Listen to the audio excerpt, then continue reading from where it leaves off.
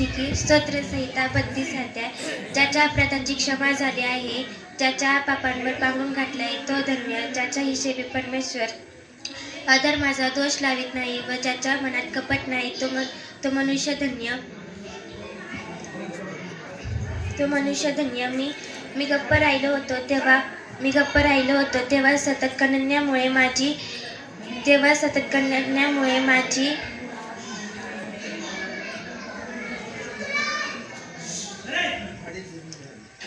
हाडी जीर्ण झाली. कारण रात्रंदिवस माझ्या हातात तुझ्या हाताचे भार मजवर होते.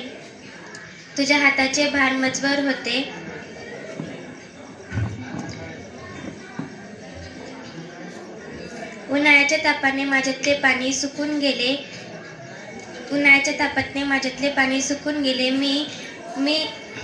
मी आपले पाप तुझ जवळ कबूल केले. आपले अधर्म मी लपवून ठेविले नाही. मी माझे अपराध परमेश्वर जवळ कबूल करेन असे म्हणालो. तेव्हा तू मला माझ्या पापदोषाची क्षमा केली. यास्तव तू पावशील त्यावेळी प्रत्येक भक्ताने तुझी प्रार्थना करावी.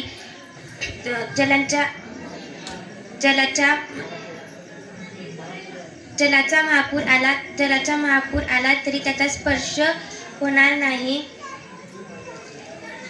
तू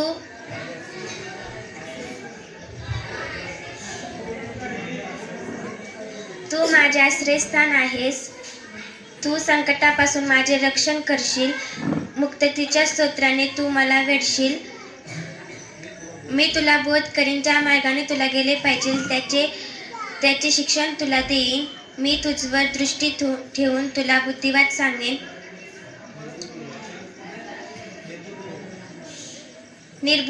निर्बुद्ध घोडा किंवा खेचर यासारखे होऊ नका. त्यांना आकळण्यासाठी लगाम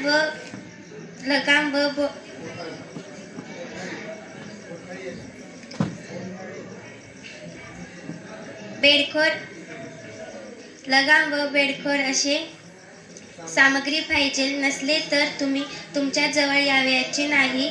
अहो धार्मिक हो, परमेश्वराच्या ठायी आनंदोत्सव करा. अहो सरळ मनाचे जन हो, परमेश्वराच्या तुम्ही सर्व आनंदाचा गजर करा. जय बसिकी.